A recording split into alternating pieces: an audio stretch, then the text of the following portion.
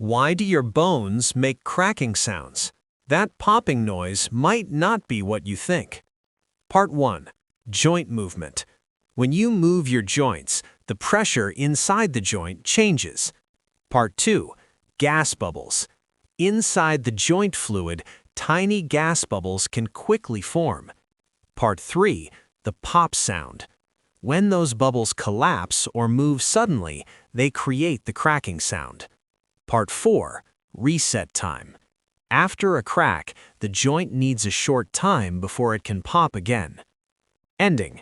Most joint cracking sounds are normal and simply part of how joints move.